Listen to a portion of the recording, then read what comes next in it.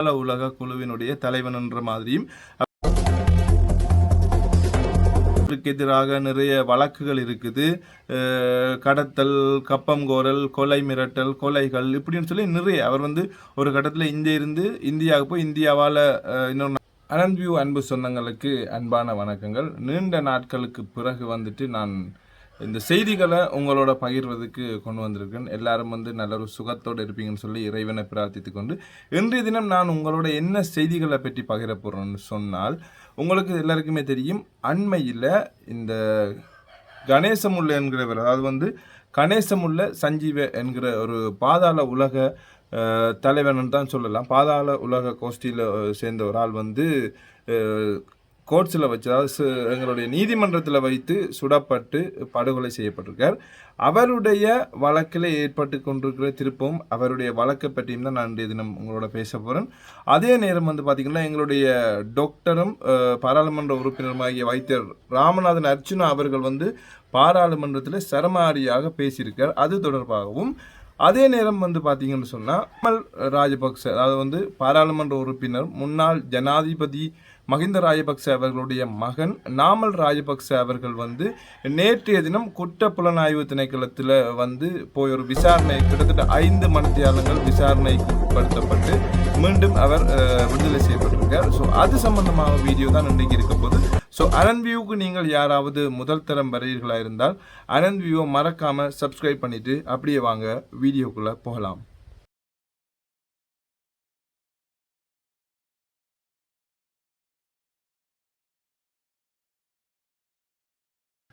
Okay, இப்போ முதல்ல நான் பேச போகிறது எங்களுடைய டாக்டரும் பாராளுமன்ற உறுப்பினராகிய ராமநாதன் அர்ஜுனா அவர்கள் பாராளுமன்றத்தில் எங்களுடைய ஆளும் கட்சி, அதாவது தேசிய மக்கள் சக்தி எதிர்த்து மிகவும் ஒரு சரமாரியாக ஒரு வாக்குவாதத்தில் ஈடுபட்டிருக்கார். அது என்னென்னு பார்த்தீங்கன்னு சொன்னால், எங்களுக்கு நீங்கள் பிச்சை போட வேண்டாம் அப்படின்னு சொல்லி நிறைய, இப்போ என்னென்னு சொல்லி பார்த்தா, தமிழர்களுடைய பிரச்சனைகளை கொண்டு இப்போ டாக்டர் ராமநாதன் அர்ஜுனா அவர்களை நிறைய பேர் நிறைய விதமாக கதைச்சிருக்கீங்க, கதைச்சி கொண்டும் இருக்கிறாங்க. அவர் ஒரு மெண்டல், அவருக்கு ஒரு என்னன்னு சொல்கிறது, அவர் ஒரு நிலையில் இருக்க மாட்டார், ஒவ்வொரு நேரம் ஒவ்வொன்றை கதைப்பார் அப்படின்னு சொல்லி. ஆனால் பார்த்தீங்கன்னு சொன்னால், எல்லாருமே கதைக்கிற விஷயத்தில் நாங்கள் எதையுமே கதைக்கல. என்னன்னு சொன்னால், ஒவ்வொருத்தருக்கும் ஒவ்வொரு மாதிரி ஒவ்வொரு தடவை பிடிக்கும், ஒவ்வொருத்தர் ஒவ்வொரு மாதிரி நடக்கிறது. ஆனால் டாக்டர் என்ன செய்கிறாருன்னா, தமிழ் மக்களுக்காக, தமிழ் மக்களால் தான் அனுப்பப்பட்ட ஒரு பாராளுமன்ற உறுப்பினர், தமிழ் பிரதிநிதி. இப்போ யார் தானாக பாராளுமன்றத்துக்கு போயில அவர் தேசிய பட்டியலில் போயோ ஒவ்வொருத்தரை பற்றி கதைச்சு தாண்டி எதுவுமே செய்யலை. அவர் என்ன செய்திருக்கிறார், மக்களால் தெரிவு செய்யப்பட்ட, அதுவும் சுயேட்சையாக கேட்டு பாராளுமன்றம் போய் ஒரு சாதனை படைத்தவர் தான் இந்த டாக்டர் ராமநாதன் அர்ச்சுனா அவர்கள்.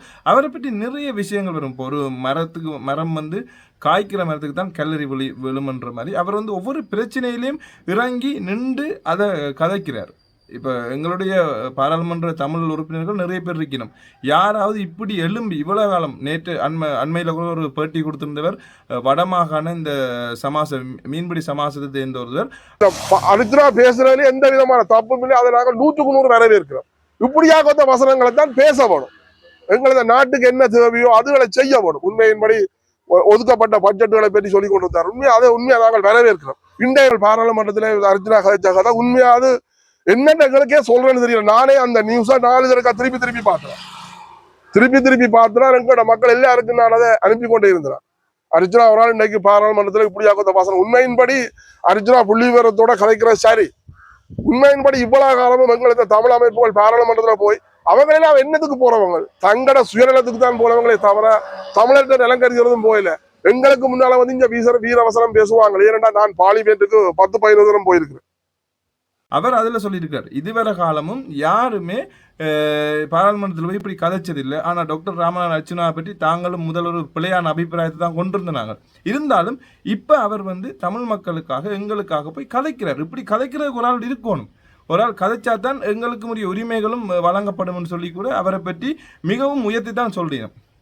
ஸோ டாக்டர் ராமநாதன் அர்ச்சுனா அந்த இடத்துல இப்படி ஒரு விஷயத்தை கழிச்சிட்டு, அதே நேரம் தனக்கு ஒரு பாதுகாப்பு வேணும்னு சொல்லி கேட்டிருந்தவர். அந்த பாதுகாப்பை யார் கொடுக்கணும், எங்களுடைய நாட்டு அரசாங்கம் வந்து தற்போது இருக்கிற அமைச்சர்மாருக்கே பாதுகாப்பு இல்லாமல் இருக்குது, பாதுகாப்பு கொடுக்கல. முந்தைய கால அரசாங்கங்களில் வந்து பாதுகாப்பு கொடுத்துருந்தவ.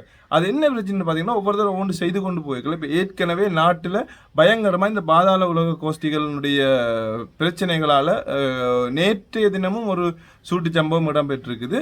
அதே நேரம் நேற்றைய தினமும் இந்த சஞ்சீவ கணேமுல்ல அவர்களுடைய தொடர்பான இருவரை கைது செய்யப்பட்டிருக்கணும். அதை நான் பின்னுக்கு உங்களுக்கு சொல்கிறேன். இப்படியெல்லாம் பிரச்சனை நாட்டில் போய்கொண்டு கேட்க எங்களுடைய டாக்டரும் பாராளுமன்ற உறுப்பினராகிய ராமநாதன் அர்ச்சுனா அவர்கள் துப்பாக்கி, அதாவது தனக்கு பாதுகாப்பு கட்டளையில் என்ன பிழை இருக்குது, இதில் நிறைய பேர் கீழே கமெண்ட் பண்ண வருவீங்க, டாக்டருக்கு ஆணி பிடிக்காதீங்கோ தூக்கிட்டு வராங்க. நாங்கள் ஒரு நாளும் ஆணி பிடிக்கல, ஒரு தரையும் பிடிக்கல. ஏன்னு சொன்னால் இவ்வளவு காலமும் யாரும் ஒரு தரம் கதைக்கல. இருந்தாலும் எங்களுடைய டாக்டர் வந்து போய் பாராளுமன்றத்தில் இவ்வளவு ஒரு உரிமையோட தமிழர்களுக்காக கதைச்சு கொண்டிருக்கிறார். ஸோ அதைத்தான் எல்லாரும் விரும்பினோம். ஸோ இவருக்கு இவருடைய பாதுகாப்பு இவர் கேட்டது சரியா பிள்ளையான்றது நீங்கள் கீழே கமெண்ட் பண்ணுங்க. ஸோ இவருடைய பாதுகாப்பு எங்களுடைய அரசாங்கம் வழங்குமா, இல்லாட்டி வேறு நாட்டு அரசாங்கம் தான் வழங்கணுமா? இல்லை, எங்களுடைய நாட்டு அரசாங்கம் தான் வழங்கணும். ஆனால் எங்களுடைய நாட்டு அரசாங்கம் தற்போதைய தேசிய மக்கள் சக்தி அரசாங்கம் வந்து ஒரு அமைச்சருக்கு கூட பாதுகாப்பு வழங்கல, பாதுகாப்பு இல்லைன்னு சொல்லி அவர்கள் நிறைய தங்களுடைய செலவுகள்லேருந்து மிச்சம் பிடிக்கணும்னு சொல்லி பார்க்கணும். ஆனால் மிச்சம் பிடிச்சு என்னத்தை செய்து கொண்டிருக்கணும்னு எங்களுக்கு இது வரைக்கும் தெரியல. ஸோ டாக்டர் ராமநாதன் அர்ச்சுனா அவர்களுக்குரிய பாதுகாப்பு வழங்கப்படுமான்றதான் எங்களுடைய. ஸோ பொறுத்திருந்து பார்ப்போம் என்ன நடக்க போகுதுன்னு. அடுத்த விஷயம் வந்து பார்த்தா முன்னாள் ஜனாதிபதி மஹிந்த ராஜபக்ச அவர்களுடைய மகனும் தற்போதைய பாராளுமன்ற உறுப்பினரும் பொதுஜன பெரமுனனுடைய பாராளுமன்ற உறுப்பினராகிய நாமல் ராஜபக்ச அவர்களைத்தான் நேற்றைய தினம் குற்ற புலனாய்வு பிரிவினர் அழைத்து அவரை கிட்டத்தட்ட 5 மணி நேரம் விசாரணைக்கு உட்படுத்தியிருக்கணும். விசாரணைக்கு உட்படுத்தி காலை 9 மணி அளவில் போயிருந்தவர் மதியம்தான் வெளியில் வந்தவர். கிட்டத்தட்ட 5 மணித்தியாலங்கள் இந்த குற்ற தடுப்பு புலனாய்வு பிரிவினரால் அவரிடம் விசாரணைகள் வந்து மேற்கொள்ளப்பட்டிருந்தது. இந்த விசாரணைகள் வந்து என்னத்துக்காக மேற்கொள்ளப்பட்டது? 2013ஆம் ஆண்டு அவர்களுடைய ஆட்சி இருக்கும்போது ஸ்ரீலங்கா ஏர்லைன்ஸ், அதாவது வந்து ஸ்ரீலங்கா ஏர்லைன்ஸ் விமான நிறுவனத்துக்கு கிட்டத்தட்ட ஏர்பஸ், அதாவது ஃப்ளைட் விமானங்களை கொள்வனவு ஏர்பஸை கொள்வனவு செய்கிற அந்த சந்தர்ப்பத்தில் இவர்கள் மோசடி செய்திருக்கணும்னு சொல்லி பிரித்தானியாவை தளமாக கொண்டிருக்கிற அந்த ஏர்பஸ் விற்பனை செய்கின்ற ஒரு நிறுவனம் வந்து பகிரங்கமாக ஒரு அறிவித்தலை விட்டுருக்குது. அறிவித்தலை விட்டதோட இலங்கையிலிருந்து 2 பேருக்கு எதிராக அந்த பிரித்தானியா வந்து தடை உத்தரவையும் விதித்திருந்தது. அது ஏற்கனவே இடம்பெற்ற செய்தி. இந்த இதுகளை அடிப்படையாக வைத்துக்கொண்டு அண்மையில் வந்து பார்த்தீங்கன்னா நாமல் ராஜபக்ச தம்பி ஜோசித ராஜபக்ச அவர்களும் ஒரு காணி விவகாரம் குறித்து, அதாவது வந்து இலங்கையில் இருக்கிற காணி விவகாரம் குறித்து அவரை கைது செய்து அவரையும் விசாரணைக்கு உட்படுத்தி வெளியிட்டிருந்தது. ஆனால் இவர் ஏற்கனவே நாமல் ராஜபக்ச சொல்லியிருந்தவர் தன்னையும் கைது செய்யப்படலாம், தானும் கைது செய்யப்படலாம்னு சொல்லியிருந்தவர். அந்த வகையில் நேற்று கைது செய்யப்படலாம். அவரை வந்து விசாரணைக்கு கூப்பிட்டு இந்த ஏர்பஸ், அதாவது வந்து அந்த நேரம் ஸ்ரீலங்கா ஏர்லைன்ஸுக்கு பொறுப்பாக இருந்த பொறுப்பதிகாரியுடைய மனைவியும் அவரும் சேர்ந்து தான் இந்த ஒரு ஊழல் மோசடியில் ஈடுபட்டிருந்தவர். அவருடைய வங்கி கணக்குலேருந்து 2 பில்லியனுக்கு மேலே டிரான்ஸ்ஃபர் பண்ணப்பட்டிருக்கு. இதுகளை வைத்து ஒரு ஆதாரபூர்வமாகத்தான் இவர்களுக்கு எதிராக ஒரு வழக்கு தாக்கல் செய்யப்பட்டு போய்கொண்டிருக்கு. இந்த வழக்கை விசாரிக்கிறதுக்காகத்தான் நாமல் ராஜபக்சவும் இதில் சம்மந்தப்பட்டிருக்காருன்னு சொல்லி இந்த நாமல் ராஜபக்ச அவர்களை வந்து குற்ற புலனாய்வு பிரிவினர் நேற்றைய தினம் கூப்பிட்டு 5 மணி தியாலங்களுக்கு மேலாக இவரை விசாரித்து நேற்று விட்டிருக்கணும். இவர்கள் சம்பந்தமாகவும் சரி யாராக இருந்தாலும் சரி இப்போ தற்போதைய நடப்பாண்டில் இருக்கிற தேசிய மக்கள் சக்தி அரசாங்கம் வந்து எல்லாரையுமே கூப்பிட்டு எல்லா பிரச்சனைகளுமே திருப்ப கிண்டி திருப்ப அதுகளுக்குரிய ஒரு முடிவு கிடைக்கணுன்றக்காண்டி யார் ஊழல் செய்திருந்தாலும் எவர் ஊழல் செய்திருந்தாலும் தாங்கள் இதை விடமாட்டோம், தட்டி கேட்போம் என்று சொல்லித்தான் தேசிய மக்கள் சக்தியினுடைய ஒரு கோட்பாடு இருக்குது. ஸோ அதனால் எந்த பிள்ளை இருந்தாலும், அதாவது வந்து யாராவது தப்பு செய்து பிள்ளையாக இருந்தாலும் பழைய ஊழல்கள் லஞ்சங்கள் மேற்கொள்ளப்படும் அரசாங்கங்களை வந்து ஊழல்கள் லஞ்சங்கள் மேற்கொள்ளப்பட்டாங்க அந்த விசாரணைகள் வந்து திருப்பவும் மீண்டும் நீதிமன்றங்களில் வைத்து மீண்டும் இப்போ விசாரணைகள் நடத்தப்பட்டு கொண்டிருக்கு. அந்த வகையில் நிறைய பேர் வந்து அந்த ஊழல் மோசடிகளில் ஈடுபட்டவர்கள் கூப்பிட்டு இந்த குற்றப்புலனாய்வு பிரிவினரால் விசாரிக்கப்பட்டு அனுப்பப்பட்டு கொண்டிருக்கணும். அந்த வகையில் நேற்றைய தினம் நாமல் ராஜபக்ச அவர்களையும் கைது செய்தன்னு சொன்னால் கூப்பிட்டு அவர்கள் விசாரித்து அதுக்கு பிறகு விடுதலை செய்திருக்கணும். ஸோ இப்படி ஒவ்வொருத்தருக்கும் குற்றப்புலனாய்வு பிரிவு கூப்பிட்டு விசாரித்து அவர்களை விட்டு கொண்டிருக்கணும். எப்பப்போ எந்த நேரத்தில் யார் கைது செய்யப்படலாம்னு சொல்லிடலாது. இதை நாமல் ராஜபக்ச அவர்களே தான் எந்த நேரத்திலும் கைது செய்யப்படலாம்னு சொல்லி ஒரு அறிக்கையும் வெளியிட்டிருந்தவர். அடுத்த விஷயம் பார்த்தீங்கன்னு சொன்னால், இந்த கணேசமுள்ள சஞ்சீவ் என்றவர் வந்து 19ஆம் தேதி நீதிமன்ற வளாகத்துக்குள்ளேயே வைத்து ஒரு துப்பாக்கிதாரால் சுட்டு படுகொலை செய்யப்பட்டிருக்கிறார். அது வந்து எல்லாருக்குமே தெரிஞ்ச ஒரு விஷயம். அது வந்து பரவலாக பேசப்பட்டு, அவர் வந்து ஒரு பாதாள உலக குழுவினுடைய தலைவன் என்ற மாதிரியும், அவர் வந்து பாதாள குழுவை சேர்ந்தவர். நிறைய அவருக்கு எதிராக நிறைய வழக்குகள் இருக்குது. கடத்தல், கப்பங்கோரல், கொலை மிரட்டல், கொலைகள் இப்படின்னு சொல்லி நிறைய. அவர் வந்து ஒரு கட்டத்தில் இந்தியாவுக்கு போய் இந்தியாவால் இன்னொரு நாட்டுக்கு போய் இன்னொரு நாட்டிலேருந்து இலங்கைக்கு வரும்போது தான் இப்போ கடைசியாக கைது செய்யப்பட்டு சிறைச்சாலையில் வைத்திருக்கப்பட்டவர். ஸோ அவரை வந்து ஒரு வழக்கு விசாரணைக்காக கூட்டிக் கொண்டு கோர்ட்ஸுக்கு வர்ற நேரத்தில் இந்த கோர்ட்ஸுக்குள்ளே வைத்து சுடப்பட்டது. இதனால் மக்கள் பெரும் அச்சத்தில், அதாவது பீதியில் இருந்தவர். இப்போ கிட்டத்தட்ட பார்த்தீங்கன்னா நேற்றும் ஒரு துப்பாக்கிச்சூடு இடம்பெற்றிருக்குது. ஸோ அதனால் மக்கள் மிகவும் அச்சமடையினும் இந்த அரசாங்கத்தால். என்னென்னு சொன்னால், ஒரு நீதிமன்றத்துக்குள்ளேயே வைத்தொரு துப்பாக்கிச்சூடு நடந்தது. அதனால் பொதுமக்களாக எங்களுக்கு என்ன நடக்கும் என்று சொல்லி மக்கள் மிகவும் கொந்தளித்து இந்த அரசாங்கத்தில் ஒரு அவநம்பிக்கை இல்லாமல் இருக்கணும், நம்பிக்கை இல்லாமல் அவநம்பிக்கையோடு இருக்கணும். அது என்னத்துக்கு என்று சொல்லி சொன்னால், சில வேளைகளில் வேறு யாக்களுடைய சதிகளாம் இருக்கலாம். ஏனென்றா இவர்கள் வந்து ஒரு ஜேவிபியில் இருந்து வந்தவர்கள். ஸோ மீண்டும் இந்த ஜேவிபி தங்களுடைய ஒரு என்னென்னு சொல்கிறது, ஒரு அடாவடித்தனத்தை தூண்டினம் அப்படின்னு சொல்லி ஒரு வெளிநாட்டுக்கோ இல்லை மக்களுக்கு ஒரு சித்தரித்து காட்டுவதற்காகவும் வேறு ஆக்களால், வேறு சக்திகளால் செய்யக்கூடியதாக இருக்கலாம்.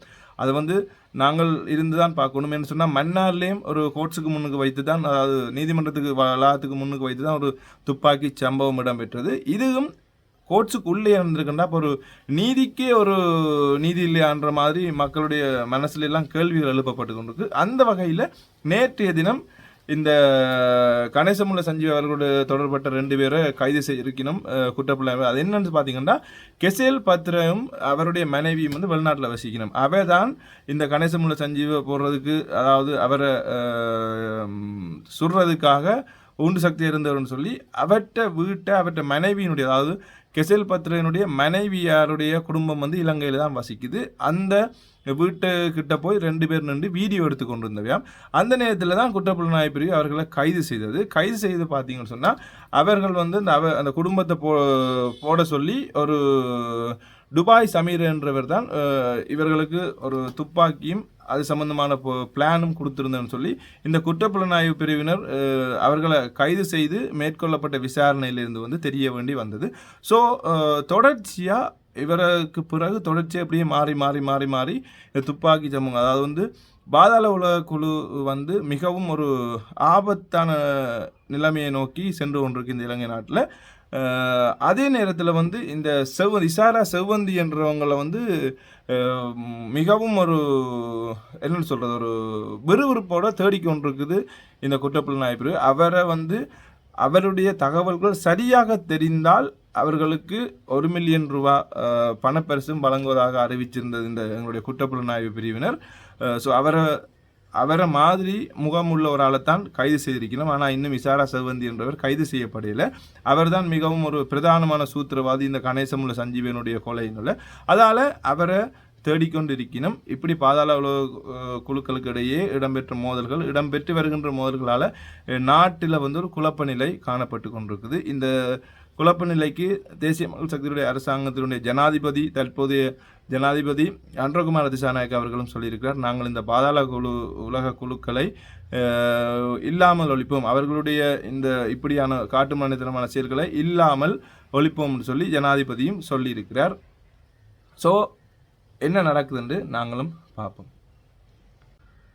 ஆனந்த் வியூ அன்பு சொந்தங்களுக்கு இன்றைய தினம் இவ்வளவுதான். இந்த இலங்கை நாட்டில் நடந்த மிக முக்கியமான சம்பவங்களை தான் தொகுத்து நான் உங்களுக்கு கொண்டு வந்து சேர்த்திருந்தேன். ஸோ இன்னும் ஒரு காணொலியில் உங்களை சந்திக்கும் வரை உங்களிடமிருந்து விடைபெற்றுக் கொள்ளும் நான் என்றும் உங்கள் ஆனந்த் வியூ. நன்றி மக்களே.